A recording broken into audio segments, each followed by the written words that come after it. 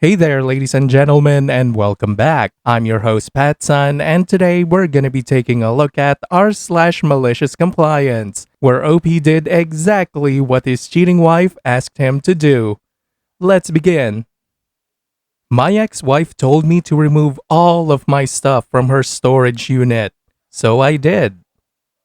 My ex-wife and I split because she cheated, so our separation was quite tumultuous. She still hasn't apologized for the act of cheating and still denies it, even though I know beyond any reasonable doubt that she did. I was incredibly hurt at the time, and I'll admit I wasn't acting my best, but I still tried to treat her fairly. When she left, we agreed that she would take over the payment on our car because she needed it for work. Our other car was totally paid off and I couldn't afford the payment on the one that she drove, but I agreed to leave my name on the loan because her credit didn't qualify. To be honest, I didn't really have an alternative. I told her that she could keep it for as long as she made the payments and that if she paid it off, I would immediately sign her over the title, but if she started flaking on the payments, I would have the car voluntarily repossessed. I also agreed to give her the washer and dryer on the condition that she take over the car payments. I had purchased the washer and dryer but had no use for them because I lived in an apartment at the time. This is important for later. Well, we inevitably got into a disagreement over the parenting of our children. I can't remember exactly what it was about, to be honest.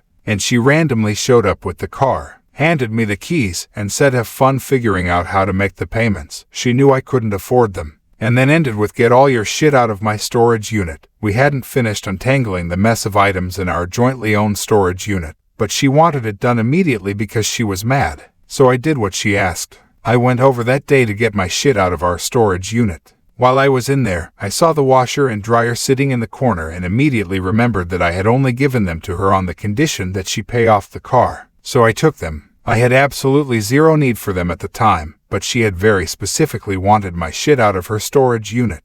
So who was I to argue? She called me a day later screaming about it, telling me that she had filed a police report. I just laughed, knowing they wouldn't do anything because it was my property. The story gets better though, as it turns out she was just angry and actually wanted the car back. Well, the day after she had dropped it off on me, I got into a freak accident and totaled it. Thank God everyone was okay. So she ended up without a car and I never had to make a single payment on it. The universe wanted to maliciously comply with her demands. You know, this kind of reminded me of a story when I was just starting my adult life. So hold on to your Dragon Balls, ladies and gentlemen, because this is now story time with your creepy Uncle PattSun. So a friend of mine got into a huge argument with his live-in girlfriend at the time, and they ended up splitting on really bad terms. So he went out to get a few of our buddies to help him pack his shit and move back temporarily with his parents. While they were packing though, they got into another heated argument, and I guess out of anger, his ex-girlfriend threw him the first thing she could get her creepy hands on, which is a whole-ass rotisserie chicken that was still wrapped and in the box, bought by her father so they could have something to eat that night. So quick backstory, this friend of mine is a former basketball player back when we were in college, so he was able to catch that tasty projectile and took it with him along with the rest of his shit. They ended up eating it that night and had a few bottles of beer. Now, unfortunately, I wasn't there firsthand to see it because I'm at work. But if I was, that would have been one hell of a funny tale. A core memory, if you will. And now for today's second story. My wife told me that she doesn't love me and never did. How should I proceed? Posted by a throwaway Reddit account.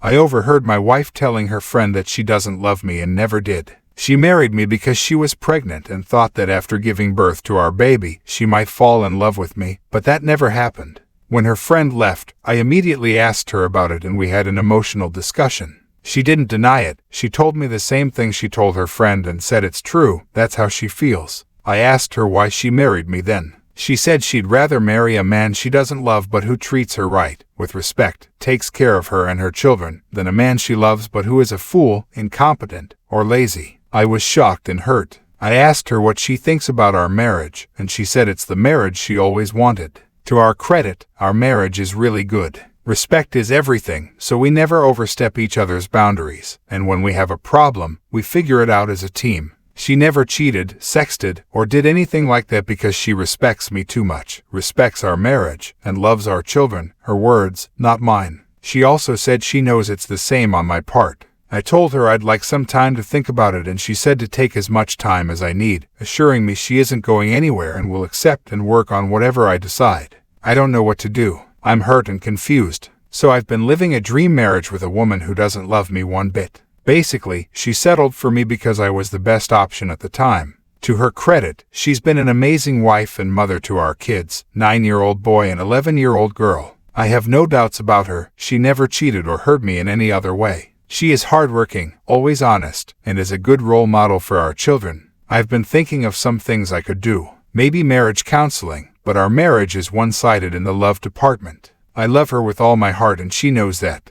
I don't know how marriage counseling will help because it won't change her feelings towards me. I don't want a divorce. I love her. Our marriage is amazing, and our children have parents who are really there for them and who, if I can humbly say, are good role models. To sum it up, my part of the marriage is completely filled with love and respect, while hers is entirely based on respect alone. TLDR, my wife told me she doesn't love me and never did. I live in a perfect marriage where love is one-sided. I don't know how to proceed. Minor edit, she earns more than me, so she isn't with me for my money. We have been married for 12 years and have known each other for about 15. I would like to add something here that I answered in the comments. We started as friends, then became friends with benefits, and over time, we evolved into what we are now. I was her only friend with benefits. She had many friends, but I was the only one with benefits. Her ex-boyfriend treated her very poorly, so I think that might have affected her to some extent. And now for OP's update. I apologize if this post gets long. I will provide more context for our situation and do my best to get to the important things quickly. I went through most of the comments on my first post and wrote down some questions I wanted to ask my wife. I also figured I'd talk with her a few more times before bringing up marriage counseling, only if we can't find common ground or fix things ourselves. Like I said in one of my comments, I thought about a small trip over the weekend, just 2 of us, no children. We could relax and have a proper heart-to-heart discussion. So I decided to take her to my grandparents' house. It's remote, surrounded by fields, forests, and there's even a river close by. It's pretty much a holiday house when you want to leave the city and spend some time in nature. She loves nature, so I thought it would be a good place. I would be lying if I told you that I wasn't anxious and really worried about asking certain questions, and the implications of those questions. I decided to ask, even though I was fully aware that it could be painful. We left our kids with my parents and departed. She pretty much knew the purpose of this trip from the beginning, so in a way, it was easier. When we got there, I didn't want to have a discussion immediately. I wanted us to spend some time together. We went for a walk in the forest, did some light work in the garden, took some pictures, and I made her dinner. I also made her a bouquet of flowers I found in the fields. After we had dinner, I brought it up. I told her that what she said a few days ago really hurt me and that I would like her to share her feelings about me and our marriage, so we can at least find a middle ground. I also told her that I really didn't like her sharing that with other people before talking to me first. She apologized to me and said she would explain. Basically, her friend is having problems in her own marriage. She's been married for 2 years and wondered how our marriage is so stable. She and her husband have a dynamic of fighting with each other one day and loving each other the next. My wife and I have never had a fight. We've had many disagreements, but we've never hurt each other, at least not until now. Eventually, she got to the problematic part and asked me if I heard what she said after that. I said no, because I really didn't. I overheard it when I entered the house to pick up some things I needed and then left. I was also zoned out and didn't pay attention to what was going on around me after hearing that. She explained to me that she never experienced the love with me. She thought it would get better over time, but it never did. I asked her why she didn't explain that when I asked her that day, and she responded by saying that I was emotional and whatever she said could have made it worse. She pretty much understood that whatever she said would have come across as an attempt to make someone feel better or forced. That's why she left me alone, knowing that we would have a talk about this. She was right. I then asked her some of my questions, not all of them because most of them got answered, but I was interested in these. 1. What does she feel when she sees me? 2. What happens after our children grow up? 3. Did she ever feel that love towards somebody else? 4. What will she do if something happens to me? She said that she feels at home. So she does love me and loves our marriage, but she isn't in love with me. When she sees me, there are no butterflies or fire that make her want to jump on me and rip my clothes off. She feels at home. As for our children growing up, nothing changes. We will still care for, help, and guide them. She explained that over the years, she had felt attraction towards certain men, but it quickly faded.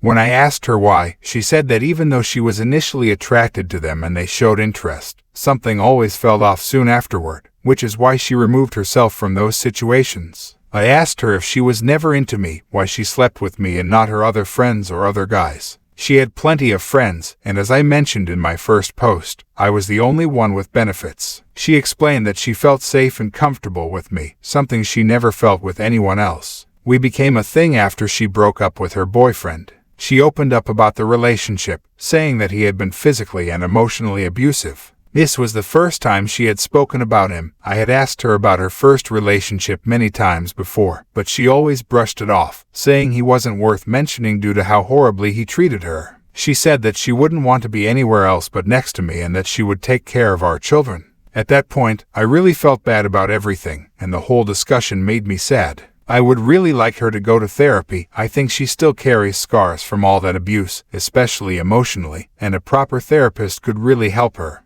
TLDR, as some of you pointed out, she isn't in love with me, but she loves me in her own unique way. I understand that as years go by, you may lose some attraction towards your spouse, and the feelings you once had may fade, but that person still remains. I can live with that. And for those telling me to leave, I won't. If she leaves in 10 or 15 years, so be it. I would rather have a stable, safe, and drama-free marriage where I can raise my children properly, even if she doesn't love me to the same extent I love her, than spend years of my life searching for a woman who will love me to the same extent. I'm almost 40, and I'm too old to deal with all the drama that comes with dating. We also have sex at least twice a week, sometimes even more, so our intimacy is active and she actively participates.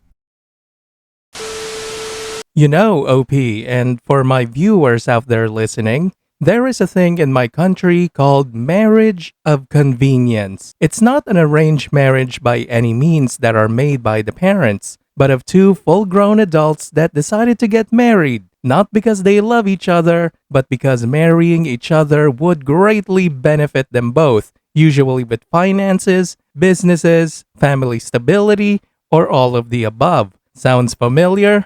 Well, look, OP. What I'm trying to say is that your relationship with your wife sounds exactly like a marriage of convenience. And do you know how those marriages usually end? More times than not, usually not very good. Either one or both parties cheats on each other, or resentment eventually surfaces after the kids are all grown up. The point is, it becomes miserable the older you get most of the time. So ask yourself, are you willing to deal with that in the future, just in case that it will be your fate too? Viewer support is the best way for me to remain independent and continue bringing you these daily videos, which will always be here on my channels for you to watch absolutely free. So please consider subscribing to me on Rumble and on YouTube. Both will be linked in the description box down below. Thanks for listening, everyone. If you even somewhat enjoyed today's story, make sure to give this video a thumbs up, and if you really like it, consider subscribing to PattSun to never miss a future upload. Stay strong.